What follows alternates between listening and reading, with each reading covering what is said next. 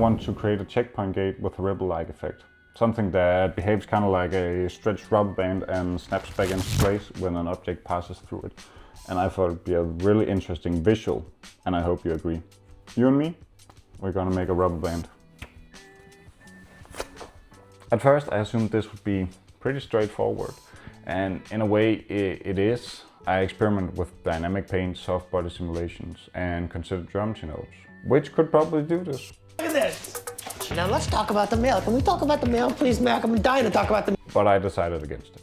I found that cloth simulation gave me the exact behavior I was looking for, as long as I was very deliberate with the settings. I started with the plane as the main driver for the effect. It's intentionally low poly. This is important. Fewer polygons give the surface a more rubber-like feel to it. More subdivisions put the behavior towards, well, cloth, obviously. Another thing to be aware of is scale. Blender handles cloth simulation vastly different depending on the scale of your objects. So if your simulation is wonky, it can be a good idea to scale it up and bake it later for a more precise result, but again, that depends.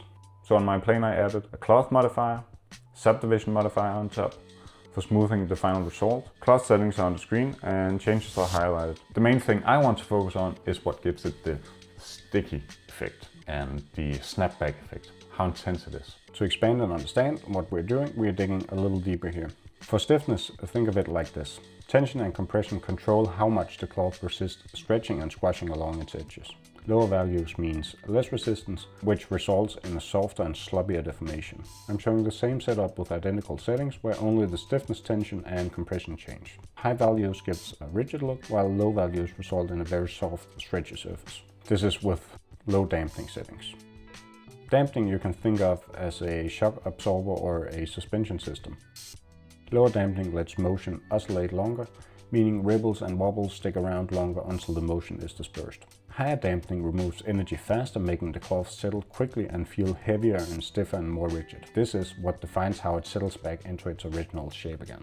And I want this to be a sloppy, wet piece of checkpoint. So I have lower values, both in stiffness and in dampening, to give it a stretchy, soft, sloppy look, which turns into a snappy but alive object. Take all of this as a stranger from the internet. Blender might behave or function fundamentally different than what I have described, as these are just my observations. And if you have a PhD in cloth physics, fight me in the comments, please. Now to control how the checkpoint holds its shape.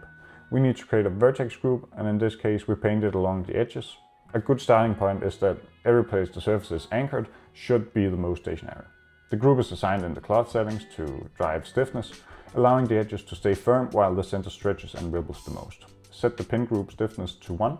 Now create your collision object. Use a simple dummy object to keep the simulation lightweight. With these settings you get the elastic stretch and the snapback behavior I was aiming for. For some extra flair, on top of all of this, I added dynamic paint to drive color changes. All the objects are already in place, so it's just a few extra clicks, like everything CGI, right? Add a dynamic paint to your object, add a canvas, dial in the wetness, dryness, wetness, and let it create a wetness attribute. Add dynamic paint to your collision object, switch it to paint. In my case I have a mesh volume plus a proximity to add a bigger area of effect. In the material, add an attribute node with the wetness map to drive a factor node to switch the color when the collision objects get near. This adds an extra layer of visual feedback and makes the effect feel more alive. All that's left is to design your checkpoint graphics. Add your sound effects and voila!